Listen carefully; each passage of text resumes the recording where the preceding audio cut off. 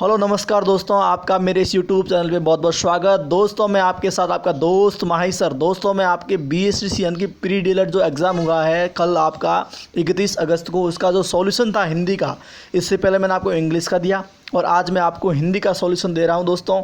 तो दोस्तों उम्मीद करता हूँ कि आपका पेपर काफ़ी अच्छा हुआ होगा और अब आपको ये देखना है कि मेरे कितने सही है और कितने गलत है। आप मैच कर दीजिएगा दोस्तों। इस सेशन को आप एंड तक देखिए, सिर्फ 5 या 10 मिनट का वीडियो है, इसमें आपको पूरा पता लग जाएगा कि मेरे कितने क्वेश्चन सही है और कितने मेरे गलत है दोस्तों। तो देखिए, आपका मोस्ट वेलकम। आपका पार्ट डी यानी कि भाग द था भाषा योग्यता का।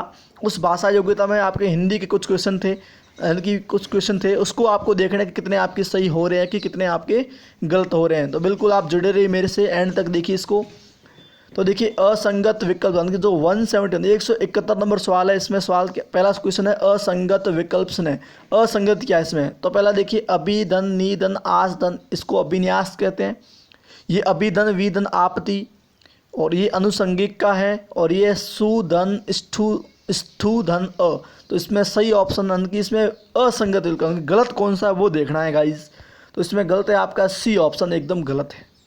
आगे देखिए, रामायण शब्द में प्रयुक्त प्रत्यय यानी कि रामायण में प्रत्यय क्या है? 172 नंबर क्वेश्चन देखिए, रामायण में प्रत्यय क्या है?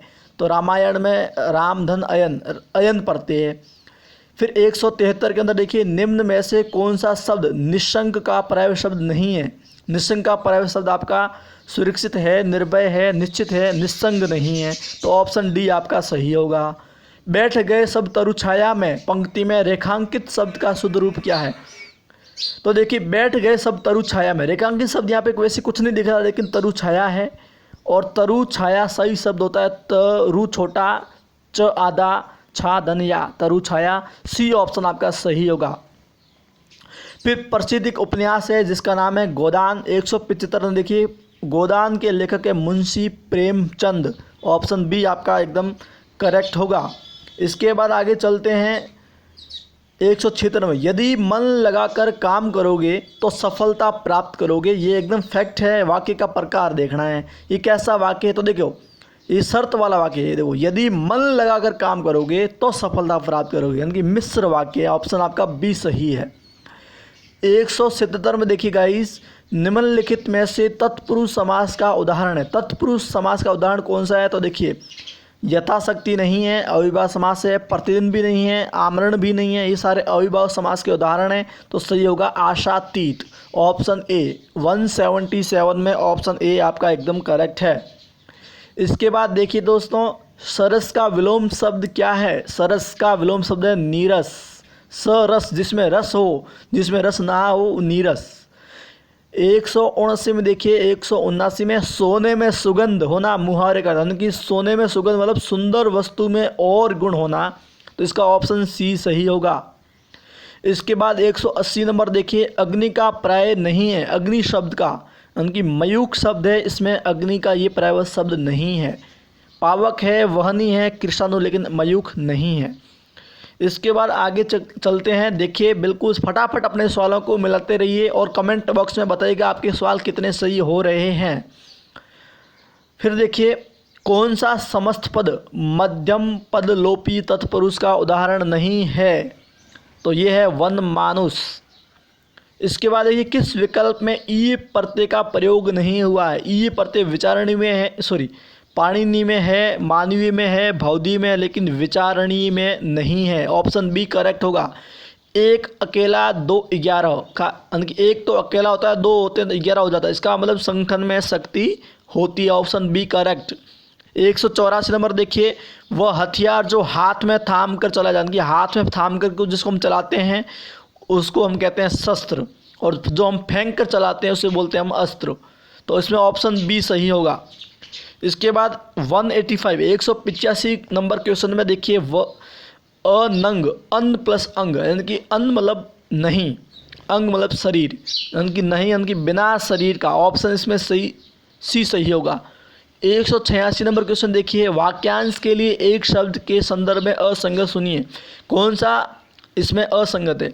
तो जिससे क्रय किया गया हो तो कृत सही है, जिसका हाथ बहुत तेज चलता हो तो क्षिप्रहस्त बिल्कुल सही है, जो कृत्रिम वेश धारण करता हो छद्मी, लेकिन सुंदर और लंबे बालों वाली स्त्री को विकेशनी नहीं कहते हैं। ऑप्शन इसमें सी, इसमें असंगत ढूंढना यानी गलत वाला, ऑप्शन सी इसका आंसर होगा। इसके बाद आगे चलते हैं 187 नंबर क्वेश्चन। तो बिल्कुल देखिएगा, निम्न में से अशुद्ध वाक्य का चुनाव कीजिए। अशुद्ध कौन सा है? तो किसी और अन्य, और अन्य यानी कि अन्य भी लिख दिया और भी लिख दिया, तो ऑप्शन ए ये आपका एकदम आंसर सही होगा। आगे देखिए 188 नंबर में वाक जाल का संधि विच्छेद, तो वाक क के नीचे हलंत प्लस जाल, वो ऑप्शन ए सही होगा, वाक प्लस जाल। 189 में देखिए विद्याधन शब्द में कौन सा शब्द? विद्याधन, तो इसमें होगा विद्यारूपी धन यानी कि कर्मधारय समास, ए ऑप्शन। फिर 190 में देखिए 190 कवि का स्त्रीलिंग कवयित्री, ऑप्शन सी सही होगा। फिर 191 में देखिए वाक्यांश के लिए एक शब्द के संदर्भ में संगत को चुनिए। वाक्यांश के लिए एक शब्द जिसकी इप्सा की गई हो, ईशान, जो छाती के बल चलता हो, उक्षिप्त, इसमें सही कौन सा? बाकी सब गलत है। तो देखो, जिसकी दोनों पक्षों में निष्ठा हो उसे उभयनिष्ठ बोलते हैं, ऑप्शन सी सही होगा। 192 112 में देखिए निम्न शब्दों में किसकी वर्तनी शुद्ध है? वर्तनी की दृष्टि से अनुग्रहित, अनुग्रह लिखते हैं तब तो ये ऐसे होता है ग्रह, लेकिन अनुग्रहित लिखते हैं तो फिर ये आएगा नीचे वाला और ही छोटा आएगा गाइस। इसके बाद आगे देखिए 193 में निम्न में से संधि के शब्द में सही विकल्प का चयन कीजिए। तो परि प्लस कार, परिष्कार तो सही है, और कृपा आचार्य ये भी सही है। तो ये आपका ऑब्जेक्शन वाला सवाल है, लेकिन फिर भी मैं आपको यहाँ पे आपका सही आंसर मानता हूँ, ऑप्शन ए परिष्कार।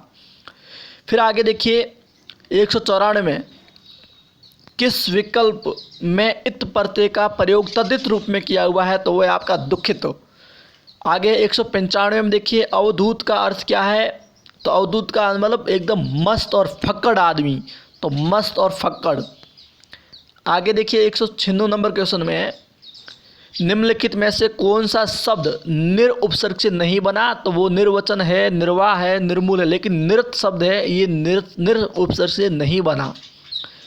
आगे देखिए 197 नंबर अशुद्ध शब्द का चयन कीजिए। अशुद्ध कौन सा है? तो पीड़ित सही, जड़मति सही, योग्य सही। निरोगी में नी बड़ा होगा, निरोगी नी बड़ा होगा। द्वंद्व समास के भेदों के संदर्भ में असंगत चुने। तो गंगा यमुना में इतरेतर द्वंद्व बिल्कुल है, 71 में इतरेतर द्वंद्व है, बाल बच्चा में समाहार द्वंद्व है, लेकिन कृष्णार्जुन में वैकल्पिक द्वंद्व नहीं है। इसके बाद आगे देखिएगा इस 199 क्वेश्चन में अंधे की लकड़ी यानी कि एकमात्र सहारा, और 200 नंबर क्वेश्चन में देखिए निम्न में से कौन सा शब्द परि उपसर्ग से बना है? तो देखिए वो बना है परिधि। बाकी पराकाष्ठा में परि है ही नहीं, प्र में परि है ही नहीं, पर में परि है ही नहीं, तो परिधि। दोस्तों उम्मीद करता हूँ आपको सेशन बहुत अच्छा लगा होगा। दोस्तों आप अपने जितने भी इसमें हिंदी में क्वेश्चन सही हुए उसको कमेंट बॉक्स में बताइएगा। दोस्तों आपका बहुत बहुत शुक्रिया, जुड़े रहे मेरे से, थैंक यू सो मच। बस अपना मिलान कीजिए और कमेंट बॉक्स में बताइएगा, सिलेक्शन दीजिए, तभी हमें अति खुशी होगी, और अधिक से अधिक शेयर कीजिए।